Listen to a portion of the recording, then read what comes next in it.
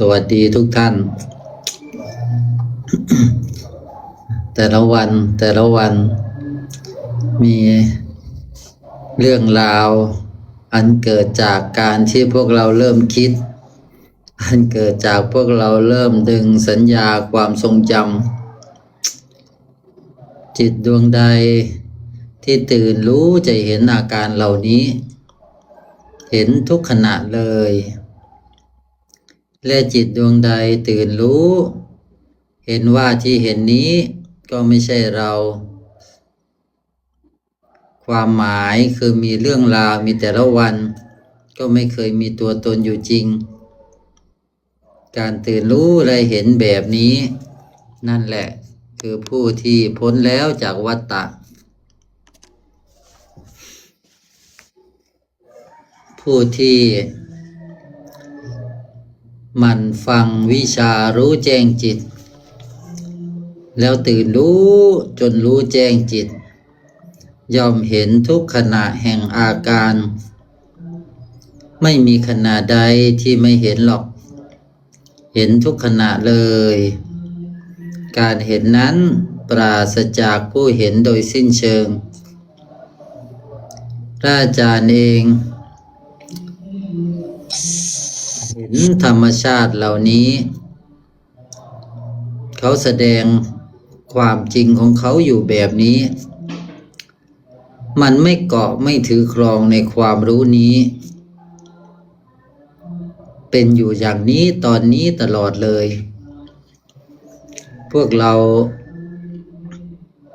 เพียงแต่สังเกตไม่ต้องไปตั้งท่าตั้งทางอะไรไม่ต้องไปเพ่งไปจ้องเพื่อหวังจะเข้าใจเพราะเมื่อไหร่ก็ตามที่พวกเราพยายามเข้าใจพวกเราได้สร้างความเป็นตัวเป็นตนสร้างวัฏฏะขึ้นมาเรียบร้อยแล้วอย่าพยายามเข้าใจธรรมะเพราะความพยายามนั้นคือกระแส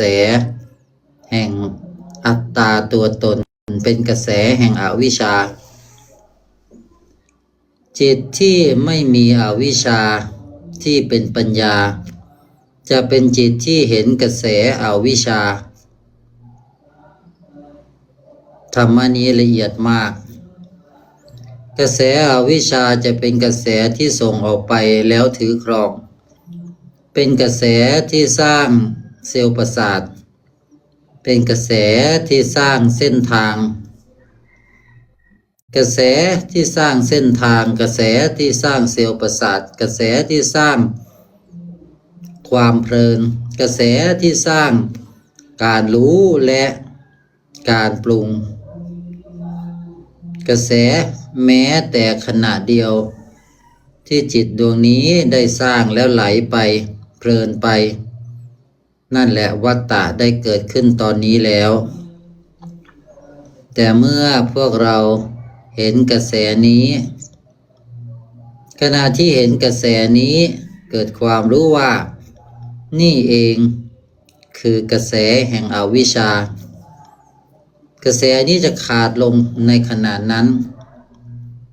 เพราะการตื่นรู้การตื่นหมายถึงการหดกระแสนั้นกลับมามันจะไม่สร้างกระแสแต่มันจะหดกระแสกลับเข้ามาเป็นหนึ่งว่าเหมือนเราจะโยนเชือกไปอีกฝั่งหนึ่งเพื่อให้ไปเกาะอีกฝั่งหนึ่งแต่พอเรารู้ขึ้นมาปุ๊บเราดึงเชือกเส้นนั้นกลับมาไม่ต้องโยนข้ามไปไม่ให้เกาะนั่นคือลักษณะแห่งการตื่นรู้แต่การตื่นรู้เป็นเพียงการทำให้การส่งกระแสนั้นหดกลับมาเฉยๆยังไม่ถึงขั้นไม่โยนเลยเมื่อตื่นรู้จะเกิดความรู้แจ้งว่านี่เองคือการโยนเชือกไปอีกฝั่งหนึ่งถ้าเราโยนแบบนี้เชือกจะไปอยู่ฝั่งนั้นกลายเป็นเส้นทางเมื่อจิตมันเกิดความรู้แจ้งในตัวของมันแบบนี้ความรู้แจ้งนี้มันไม่มีเรารู้แจ้งพวกเราจะต้องเห็น เห็นถึงการไม่ถือครองแห่งความรู้แจ้งเพราะความรู้แจ้งก็เป็นกระแสอย่างหนึ่งที่พวกเราแม้เข้าไปรู้เข้าไปอาศัยแม้แต่เพียงขณะเดียวพวกเราก็ได้สร้างกระแสอวิชชาอีกแล้วพวกเราเพียงแต่เห็นถึงกระแสแห่งวัฏฏะขอเพียงเห็นพวกเราจะพ้นวัฏฏะพ้นทุกข์ทันทีกระแสแห่งการไปเห็นการตื่นรู้เพื่อจะเห็นกระแสจะทำให้กระแสหดตัวลงแต่ถ้าการส่งกระแสออกไปเกาะอาการใดๆก็แล้วแต่นั่นคือกระแสอวิชชาจิตจะเกิดจิตจะติดอยู่ตรงนั้นและหาทางกลับไม่เจอแต่ถ้าได้ฟังธรรมวิชารู้แจ้งจิตการตื่นรู้เห็นกระแสจะเกิดขึ้นในขณะนี้อีกครั้งและความรู้นั้นจะสลายทันทีเส้นทางนั้นที่เคยส่งกระแสออกไปจะพังพินาศลงทันทีจะร้างทันทีเพราะจะไม่มีการส่งกระแสไปในเส้นนั้นอีกนี่คือการทำลายเซลล์ประสาท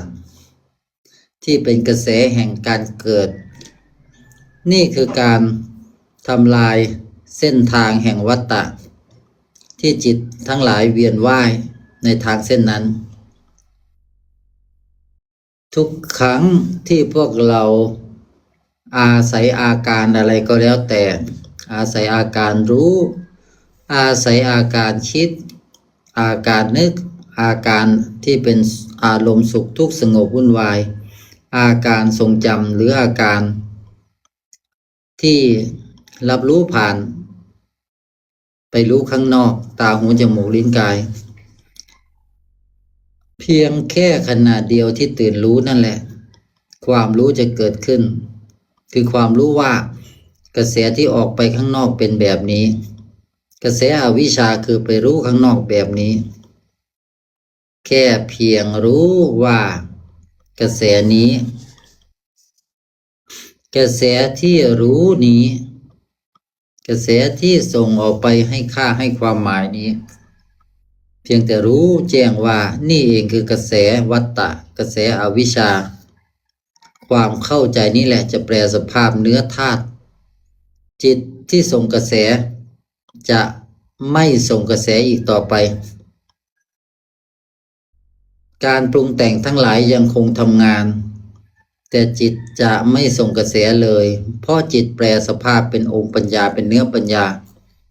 การตื่นรู้แต่ละขณะที่เห็นอาการที่มันจะส่งออกไปนี้เห็นกระแสแห่งการที่มันไปเกาะไปยึดนี้แค่ขณะเดียวที่จิตได้เห็นมันจะเกิดความสว่างวาบขึ้นมาในจิตความสว่างวาบแค่ขณะเดียวนั่นแหละที่ฟอกจิตอวิชชาให้กลายเป็นจิตที่เป็นปัญญาแทนตรงนี้พวกเราสังเกตเห็นให้ได้พวกเราจะเกิดความรู้ว่าพุทธภาวะคือความโพร่งในธรรมขณะหนึ่งขณะหนึ่งที่มันสว่างวาบขึ้นมาในจิตมันจะเกิดความรู้แจ้งความเบาความโล่งพวกเราจะได้รู้ว่าจิตที่โพร่งในธรรมเป็นยังไงจิตที่ถูกฟอกอุปมาว่ามันฟอกเรียกว่าฟอกผิวธาตุผิวธาตุที่ถูกปกคลุมไปด้วยการปรุงแต่งจะแปลสภาพเป็นผิวธาตุที่ไม่มีอาการปกคลุมนั้นจิตจะใสจะบริสุทธิ์แผ่รัศมีแห่งองค์ปัญญาโดยไม่ถูกขวางกั้นจากการปรุงแต่งเลยนั่นหมายความว่ามันไม่เกาะอาการปรุงแต่งเลยแม้แต่เสี้ยวธุลีพวกเราจะรู้ถึงความเบาความโล่งความอิสระคือมันไม่ต้องพยายามอะไรเลย มันปล่อยให้ธรรมชาติทั้งหลายเป็นอิสระทั้งหมดโดยที่ไม่มีการส่งกระแสไปเกาะหรือถือครองเลยจิตจะตื่นด้วยธรรมชาติของจิตจิตจะรู้แจ้งด้วยธรรมชาติของจิตจิตจะเบิกบานผ่องใสด้วยธรรมชาติของเขาพวกเราจะได้เห็นความเป็นอิสระภาษาที่พูดนี้จะกลายเป็นเพียงสิ่งไร้ค่าทันทีถึงมีอยู่แต่ก็ไร้ค่าอุปมาเหมือนกับว่าพวกเราอาศัยอยู่ในโลกแต่โลกใบนี้ไร้ค่าเพราะไม่มีเราอาศัยอยู่ในโลกตรงนี้เข้าใจไหมเหมือนพวกเรามองเห็นดวงจันทร์แต่ดวงจันทร์ก็ไร้ค่าเพราะดวงจันทร์ไม่ได้มีประโยชน์อะไรกับเราเลยเหมือนจะมีจักรวาลแต่จักรวาลก็ไร้ค่าเพราะจักรวาลไม่มีประโยชน์อะไรแก่เราเลยร่างกายนี้ถึงจะมีแต่ก็ไร้ค่า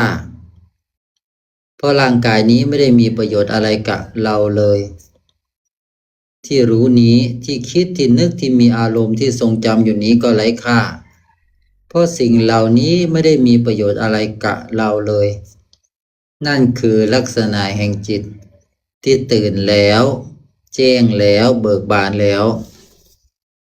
ไม่เกาะอาการใดๆเลยธรรมะนี้ความจริงนี้มันจริงอยู่ตลอดโดยที่พวกเราจะรู้หรือไม่รู้มันก็จริงอยู่ตลอดผู้ที่ไม่เข้าใจไม่เห็นธรรมะนี้ย่อมแสวงหาธรรมะนี้นั่นแหละคือการส่งกระแสไปเกาะอาการอีกแล้วความเป็นเราความเป็นตัวตนความที่ถูกการปรุงแต่งปกคลุม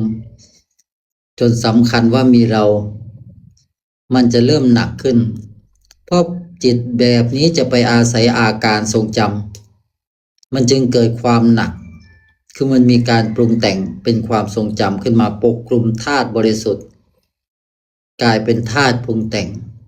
ธาตุแห่งจิตเราจึงถูกปกคลุมด้วยธาตุปรุงแต่งที่หนักอุปมาเหมือนธาตุตัวหนึ่งมันเบามากตัวเดียวนั้นมันเบามันใสมันไม่มีอะไรแต่พอพวกเราเอาธาตุตัวหนึ่งเอาไปผสมดูมันจะกลายเป็นอีกธาตุหนึ่งที่หนักขึ้นเช่นถ้าพวกเรามีแก้วเปล่าๆใบเดียวมันไม่ได้หนักอะไรแต่ถ้าพวกเราเติมธาตุอีกตัวหนึ่งเข้าไปเรียกว่าธาตุปรุงแต่งเช่นใส่น้ำเข้าไปในแก้วนั้นธาตุต้นกำเนิดนั้นจะหนักขึ้นเมื่อใส่วัตถุธาตุเข้าไปอีกซึ่งเป็นธาตุปรุงแต่งเข้าไปในธาตุต้นกำเนิดนั้นเช่นก้อนหินแก้วใบนั้นจะหนักทวีคูณขึ้นไปอีกนี่แหละคือจิตอวิชชาสัตว์โลกเขาเป็นกันสัตว์โลกเขาเป็นกันอยู่แบบนี้แหละเขาอาศัยธาตุปรุงแต่งเป็นเครื่องอยู่อาศัยอาการคิดอาศัยอาการนึกอาศัยอารมณ์อาศัยความทรงจำอาศัยอาการรู้ซึ่งเป็นธาตุปรุงแต่งเขาส่งกระแสออกไปเกาะอาการข้างนอกเหล่านี้แล้วก็อาศัยอาการเหล่านี้เที่ยวแสวงหาจิตเที่ยวแสวงหาความรู้แจ้งแต่เขาไม่รู้เลยว่าเขากำลังอาศัยวัฏฏะทุกข์จิตของสัตว์โลกทั้งหลายจึงติดอยู่ในวัฏฏะทุกข์นี้พระพุทธเจ้าทั้งหลายจึงมาบอกว่าให้ตื่นรู้ได้แล้วเรียกว่าหลักสติปัฏฐานให้เห็นอาการที่กำลังปรุงแต่งนี้เรียกว่าให้เห็นนามธาตุนี้อาการเหล่านี้ ไม่ใช่เราไม่ใช่ของเรานั่นเองการตื่นรู้สังเกตเห็นอาการมันเป็นเรื่องง่ายสำหรับปราชญ์ผู้มีปัญญาแต่สำหรับผู้ที่อาศัยอาการปรุงแต่งมาโดยตลอดย่อมไม่เห็นอาการปรุงแต่งเลยเปรียบเสมือนธาตุบริสุทธิ์เช่นความว่างเปล่าที่อยู่ต่อหน้านี้เมื่อมีแสงสว่างผ่านเข้ามาความว่างเปล่านี้กลืนไปกับแสงสว่างแล้วหลงถือครองว่าตัวเองเป็นแสงสว่างนั่นเพราะความที่ธาตุต้นกำเนิดนี้ไม่เคยรู้จักตัวเองเลยเขาอาศัยอาการปรุงแต่งนั้นเพื่อจะได้รู้ว่าตัวเองมีรูปร่างรูปลักษณ์จึงแปลสภาพจากเนื้อธาตุอันบริสุทธิ์กลายเป็นเนื้อธาตุปรุงแต่งกลายเป็นแสงสว่างพอแสงสว่างค่อยๆจางไปก็วุ่นวายเพราะถือครองแสงสว่างนั้นพอแสงสว่างเริ่มหายไปกลายเป็นความมืดธาตุต้นกำเนิดนี้ก็หลงเข้าใจว่าตัวเองเป็นความมืดเริ่มคุ้นชินกับความมืดเริ่มหลงลืมความสว่างไปทั้งที่ความมืดก็ดีความสว่างก็ดีเป็นแต่เพียงธาตุปรุงแต่งที่จรมาแต่ธาตุต้นกำเนิดกลับไม่รู้เลยนั่นแหละที่จิตของสัตว์โลกทั้งหลายเรียกว่าจิตอวิชชาได้เวียนว่ายอยู่ในวัฏฏะแห่งธาตุปรุงแต่งธาตุต้นกำเนิดอาศัยธาตุปรุงแต่งเช่นนี้จึงติดอยู่ในกระแสแห่งวัฏฏะแห่งการปรุงแต่งเช่นนี้ธาตุต้นกำเนิดนี้หลงเข้าใจว่าตัวเองเป็นลูกคือหลงเข้าใจว่าเป็นมนุษย์หลงเข้าใจว่าเป็นสัตว์หลงเข้าใจว่าเป็นธาตุทั้งสี่หลงเข้าใจว่ามีทุกข์หลงเข้าใจว่าตัวเองมีตัวตนเพราะความที่ไม่รู้เลยเรียกว่าอวิชชาสัตตานางทั้งหลายหรือจิตอวิชชาทั้งหลายจึงติดอยู่ในกระแสแห่งการปรุงแต่งนี้คิดอยู่ก็จะไม่รู้พูดอยู่ก็ไม่รู้ว่าสิ่งเหล่านี้คือธาตุปรุงแต่งคือวัฏฏทุกข์แม้แต่ท่องบนอยู่สวดอยู่ตลอดเวลาเขาก็ไม่รู้เลยว่าเขากำลังอาศัยธาตุปรุงแต่งแม้แต่กำลังรับรู้อยู่ตลอดเวลาแต่เขาก็ไม่รู้เลยว่าเขาได้เกาะอาศัยอาการรู้นี้ไปเรียบร้อยแล้วธาตุต้นกำเนิดอันบริสุทธิ์หรือจิตย่อมไม่มีวันรู้จักตัวเองได้เลยถ้าไม่มีปราชญ์ผู้มีปัญญามาชี้อาศัยอารมณ์ตลอดเลยแต่ไม่เคยรู้เลยว่าอารมณ์นี้เป็นธาตุปรุงแต่งอันตนอาศัยอยู่และไม่ใช่ตนด้วยหลงถือครองว่าเป็นตนไปเรียบร้อยแล้วหลงถือครองในมโนภาพหลงถือครองในความทรงจำหลงถือครองในอาการทั้งหลายนี่คือธาตุต้นกำเนิดที่ไม่รู้ได้ไหลไปตามกระแสแห่งธาตุปรุงแต่งติดจมอยู่ในกระแสแห่งธาตุปรุงแต่งปราชญ์ผู้มีปัญญามาชี้ให้รู้แค่นี้ให้ตื่นในตอนนี้ถ้ารู้ตอนนี้ตื่นตอนนี้ก็จะเห็นความจริงตอนนี้ความจริงที่ธาตุต้นกำเนิดกำลังอาศัยธาตุปรุงแต่งความจริงที่รู้ว่า ธาตุปรุงแต่งทั้งหลายเหล่านี้ไม่เคยมีตัวเลยไม่มีวันที่จะมีตัวด้วยแต่เนื่องด้วยว่าธาตุต้นกำเนิดนี้เขาขาดปัญญาขาดแค่ปัญญาขาดแค่ความรู้ความเข้าใจเพียงแค่นี้ว่าอาการที่กำลังอาศัยอยู่นี้นี่คือวัฏฏะทุกข์ขาดแค่ความรู้แค่นี้ว่าอาการที่อาศัยอยู่นี้ไม่ใช่เราเป็นแต่เพียงธรรมชาติหนึ่งเป็นธาตุหนักเป็นธาตุร้อนเป็นธาตุปรุงแต่งไม่ใช่เราเพราะเราคือธาตุต้นกำเนิดผู้ที่ได้รู้ความจริงได้รู้คำตอบของทุกคำถามได้รู้การเฉลยแห่งข้อสอบทั้งหมดถ้าพวกเราเพียงแต่รู้ถึงคำตอบแห่งคำถามทั้งหลายพวกเราจะบรรลุธรรมเร็วมากเมื่อพวกเรารู้ว่าเราคือธาตุต้นกำเนิดอันบริสุทธิ์เราย่อมไม่หลงไปกับธาตุปรุงแต่งใดๆทั้งสิ้นด้วยเหตุเพียงแค่นี้เองแค่นี้เลยแต่ถ้าพวกเรายังคงอาศัยธาตุปรุงแต่งอยู่โดยที่พยายามที่จะพ้นจากการปรุงแต่งแล้วไม่รู้เลยว่าตนเป็นธาตุต้นกำเนิดที่ไม่มีการปรุงแต่งพวกเราจะ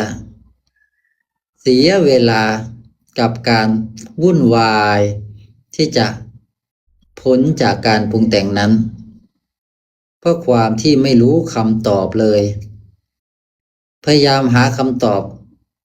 ด้วยวิธีการมากมายซึ่งเป็นทางเนิ่นช้าทั้งสิ้นอุปมาเหมือนมีช่องทางที่จะกลับบ้านอยู่ช่องทางเดียวใน1,000,000ช่องทางพวกเราต้องมาเสียเวลาค่อยๆไล่ไปทีละช่องทางว่าช่องทางนี้มันใช่ทางกลับบ้านไหมค่อยๆไล่ไปทีละช่องทางนั้นพวกเราจะเสียเวลาเนิ่นช้ามากกับการกลับบ้านในช่องทางเดียวปราชญ์ผู้มีปัญญาชี้ไปที่ช่องทางนั้นพวกเราไปที่ช่องทางนั้นถึงบ้านโดยปลอดภัยรวดเร็วด้วยไม่ต้องเสียเวลาไม่ต้องเนิ่นช้าไม่ต้องทดลองส่วนผู้ไม่รู้ล่ะต้องทดลองไปทีละช่องทางกว่าจะออกจากช่องทางหนึ่งไปยังอีกช่องทางหนึ่งเสียเวลาเนิ่นช้าเป็นกับเลยล่ะนั่นแหละที่เรียกว่าอุชุสุปฏิปันโนผู้ที่ปฏิบัติดีปฏิบัติชอบปฏิบัติตรงผู้ที่เดินตรงปฏิบัติก็เรียกว่าปฏิบัตินั่นแหละสุปฏิสุแปลว่าดีแปลว่างามปฏิเรียกคือการปฏิบัตินั่นแหละเพราะงั้นปราชญ์ผู้มีปัญญาจึงไม่พูดทำให้อ้อมท่านจะชี้ให้ตื่นหัวใจของจิตที่ไหลไปคือความไม่รู้ไม่ตื่นใช่ไหมหัวใจของความรู้แจ้งพ้นทุกข์ก็คือการตื่นขึ้นมาจากอาการนั้นตื่นขึ้นมาจากการไหลจมตื่นขึ้นมาแล้วมาเห็นต้นกำเนิดแห่งกระแสแห่งเส้นทาง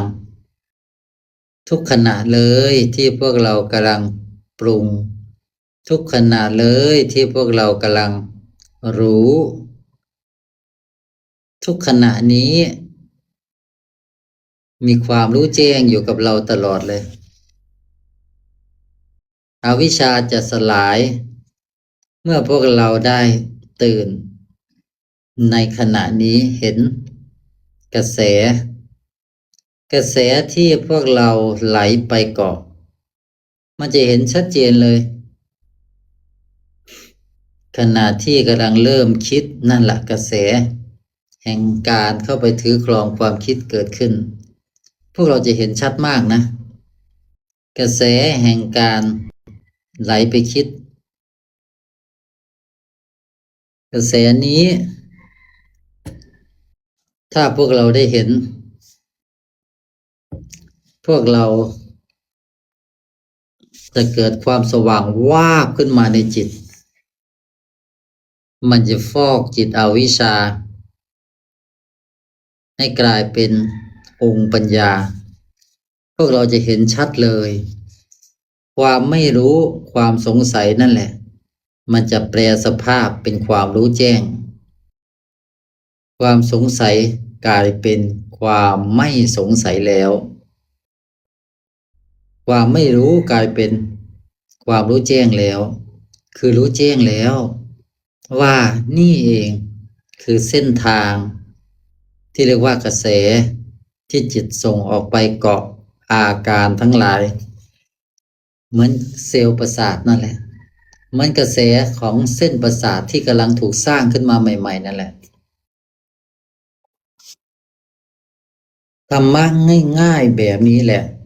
ที่ทำให้คนรุ่นใหม่เข้าใจธรรมะได้ง่ายขึ้นมากแม้แต่คนรุ่นเก่าก็จะเข้าใจได้ไม่นานเพราะมันเป็นความรู้ที่มันอาศัยสิ่งที่มีอยู่ในปัจจุบันนี้ความรู้ที่พวกเรารู้กันในปัจจุบันนี้มันเป็นความรู้ที่พวกเราใช้กันอยู่อาศัยกันอยู่ตลอดเวลาเอาความรู้ในปัจจุบันนี้แหละมาเป็นอุปมาอุปไมยให้พวกเราได้เข้าใจจิตอันเป็นธาตุต้นกำเนิดแล้วจิตนี้ส่งกระแสออกไปก่ออาการอุปมาให้ชัดขึ้น ถ้าจิตเปรียบเสมือนแผ่นดินก้อนเมฆการเคลื่อนตัวของลมทั้งหลายที่มันพัดด้วยความรุนแรงเสียดสีเคลื่อนตัวด้วยความรุนแรงเราอยู่ที่พื้นโลกเราอาจจะไม่รับรู้หรอกว่าข้างบนนั้นมันเคลื่อนตัวเร็วและแรงขนาดไหนเสียดสีกันรุนแรงขนาดไหนในชั้นบรรยากาศแห่งธาตุปรุงแต่งนั้นจนมันเกิดกระแสแห่งก้อนเมฆดำทะมึนเคลื่อนตัวจนเกิดกระแสเรียกว่าประจุไฟฟ้าขึ้นทุกครั้งที่ชั้นบรรยากาศอากาศนั้นแหละมันเคลื่อนตัวทุกครั้งที่เคลื่อนตัวจะเกิดกระแสอิเล็กตรอนโปรตอนนิวตรอนเกิดความไม่สมดุลขึ้นมาและมีธาตุปรุงแต่งอย่างอื่นเช่นละอองน้ำที่เรียกว่าก้อนเมฆที่ลอยอยู่นั้นเกิดการเสียดสีกระแสไฟฟ้าเหล่านั้นมันจะแลกเปลี่ยนกับพื้นดินทันทีเพราะพื้นดินนี้คือธาตุต้นกำเนิดส่วนข้างบนอันเป็นธาตุปรุงแต่งนั้นมันได้สูญเสียธาตุบางอย่างไปมันจะเกิดกระแสตัวหนึ่งขึ้นมาเรียกว่า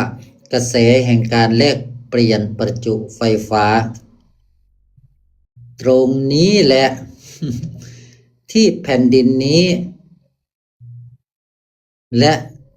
ประจุไฟฟ้าที่อยู่ด้านบนนั้นมีการวิ่งเป็นกระแสสายฟ้าวิ่งมาแลกเปลี่ยนอิเล็กตรอนกันนี่คือกระแสที่จิตส่งออกไปเรียนรู้สิ่งต่างๆเป็นเช่นนี้เลยทุกครั้งที่พวกเราเริ่มปรุงแต่ง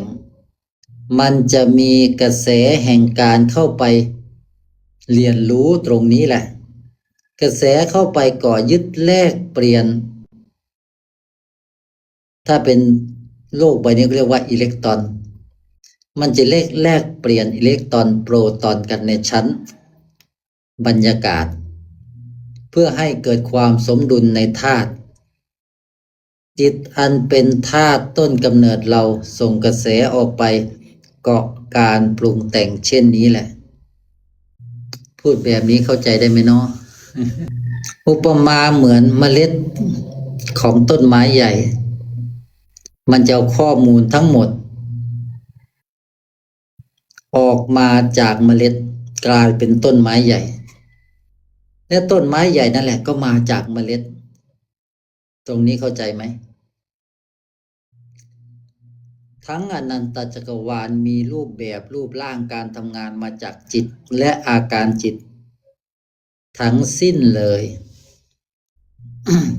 ผู้ที่จะรู้แจ้งในธรรม จะต้องเข้าใจโลกแต่ไม่หลงใดๆในโลกเพราะย่อมรู้จักว่าโลกก็เกิดขึ้นมาจากจิตนี่แหละ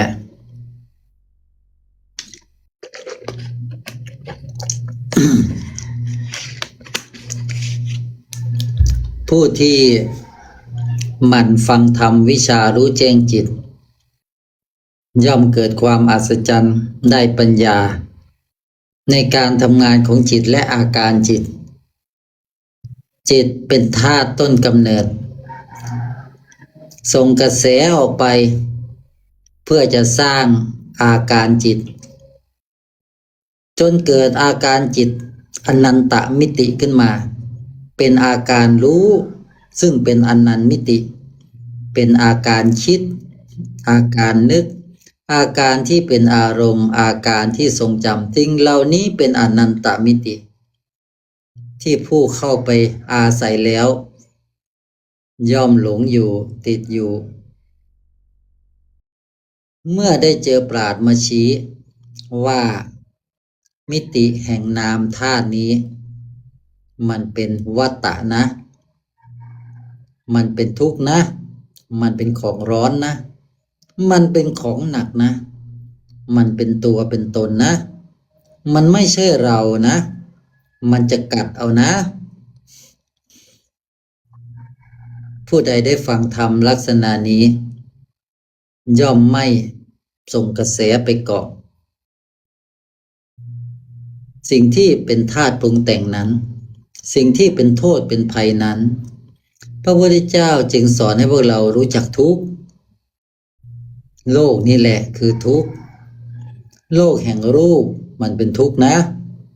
โลกแห่งนามมันเป็นทุกข์ผู้ใดเห็นธรรมนี้ผู้นั้นย่อมตื่นย่อมไม่ส่งกระแสไปเกาะย่อมเห็นโทษภัยแห่งวัฏฏะทุกข์ย่อมเกิดความรู้ว่าความพ้นทุกข์คือการตื่นนี่เองย่อมรู้ต่อไปละเอียดต่อไปอีกว่าอ๋อการตื่นเป็นเพียงการเรียนรู้แค่นั้นจนเห็นว่า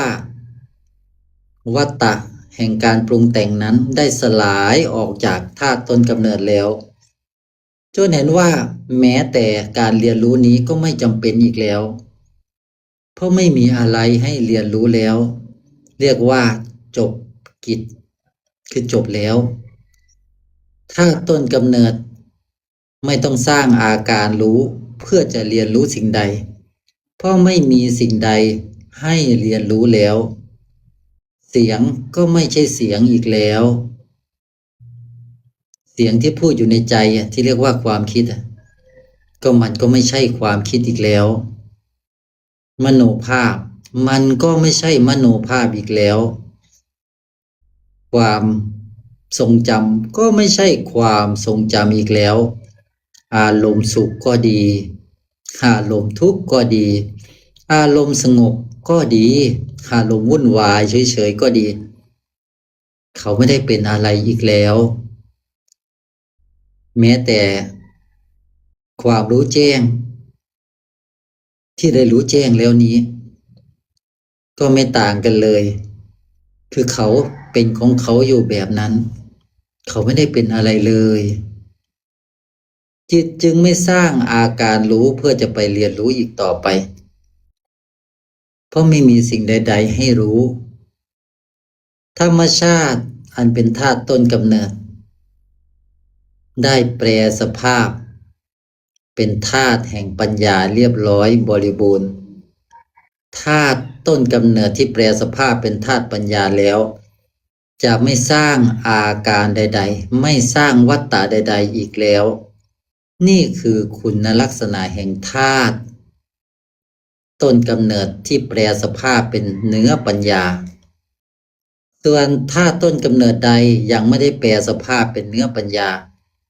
ยังเป็นเนื้อธาตุอวิชชาอยู่คือไม่รู้จึงสร้างอาการรู้เพื่อไปเรียนรู้ทุกสรรพสิ่งอยู่อย่างนั้นจึงมีผู้ไปรู้จึงมีสิ่งถูกรู้นั่นแหละเรียกว่าสัตตานัง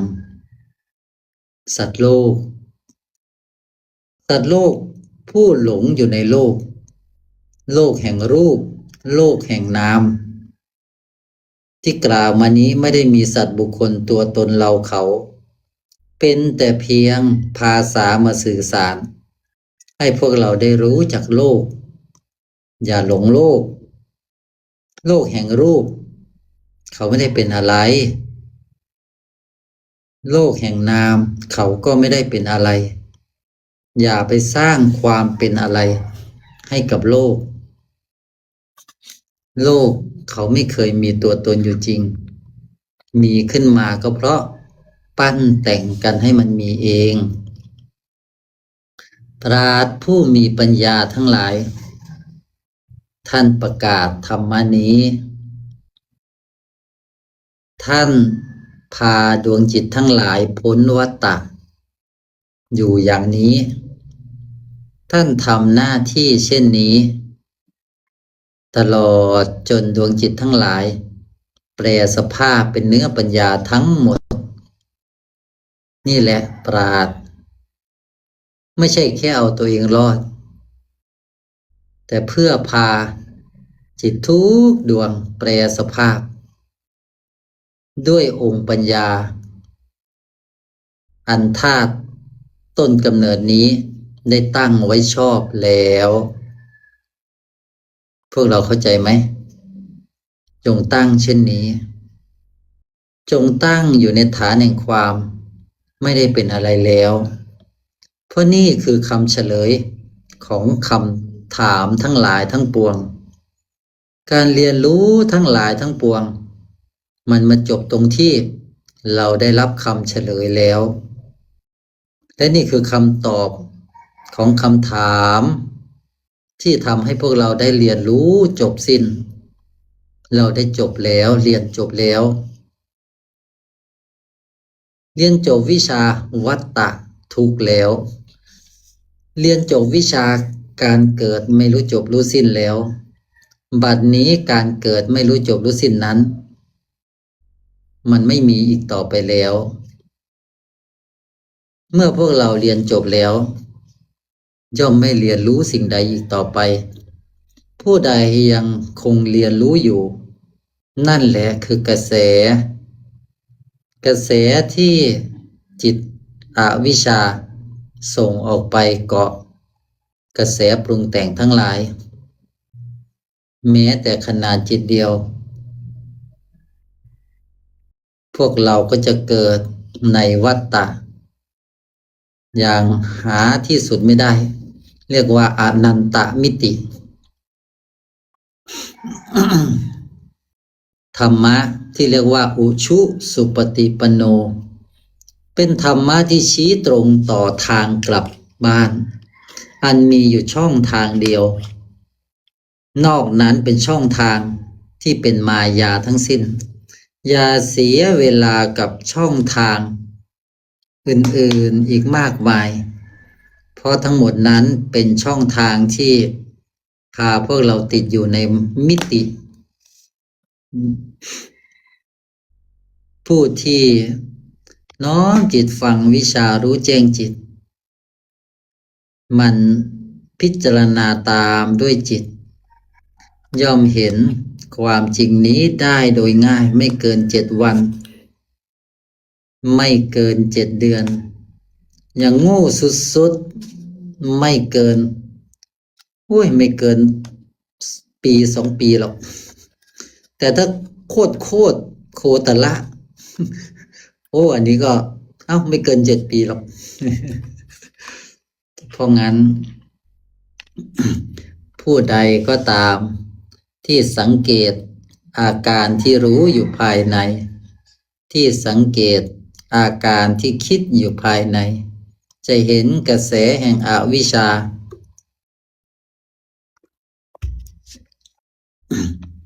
จะเห็นกระแสแห่งการเกิดแห่งความมีตัวตนผู้ใดเห็นกระแสนี้ได้ซึ่งปรากฏอยู่ตลอดเวลาเห็นได้แค่ขณะเดียวแค่นั้นแหละจะเกิดองค์ความรู้แห่งปัญญาสว่างวาบขึ้นมาในจิตฟอกจิตอวิชชาเป็นเนื้อแห่งองค์ปัญญาทันทีเลย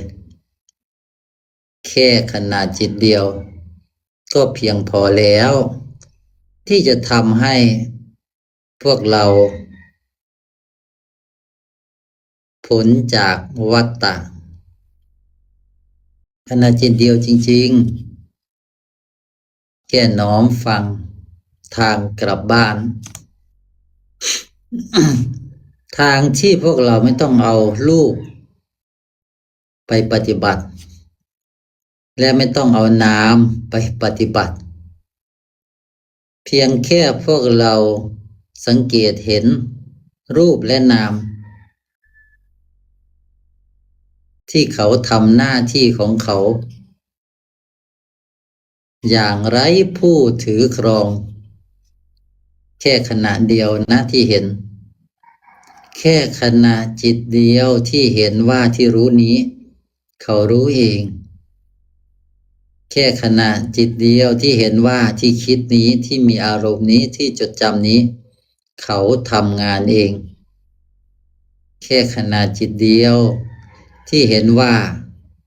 ทั้งหมดนี้ไม่มีเราเลยสิโรลาภให้กับธรรมนี้พวกเราเพียงแต่สิโรลาภให้กับธรรมะนี้กราบธรรมะนี้พวกเราจะกลายเป็นผู้ที่พ้นแล้วจากวัฏฏะถ้าต้นกำเนิดจะไม่ส่งกระแสไปเกาะธาตุปรุงแต่งพวกเราจะกลายเป็นผู้ที่อยู่เหนือโลกผู้ที่อยู่นอกโลกทันทีเรียกได้ว่าเป็นผู้ที่พ้นแล้วจากโลกแห่งนามโลกแห่งรูปโลกแห่งกระแสเกาะยึดเนี่ยเป็นแค่ตื่นสังเกตแค่นี้แหละเรียกว่าเป็นผู้รู้เป็นผู้ตื่นแล้วก็จะเบิกบานด้วยความรู้แจ้งว่ามันไม่ได้มีอะไรเลยพวกเราส่งกระแสไปเกาะอะไรกันมันไม่มีอะไรเลยจริงๆแม้แต่เสี้ยวธุลีความพ้นทุกข์ประจักษ์เต็มหัวใจของผู้ที่ตื่นแล้วก็ได้เวลาเตรียมพร้อมบิณฑบาตขอยุติไว้เพียงแค่นี้ขอองค์ความรู้แห่งปัญญาอันบริสุทธิ์ยิ่งยวดที่มีอยู่กับพระพุทธเจ้าทุกพระองค์จงประสิทธิจงซึมซับลงสู่จิตของพวกเราทั้งหลายโดยฉับพลันทุกคนทุกท่านเทินสาธุนะ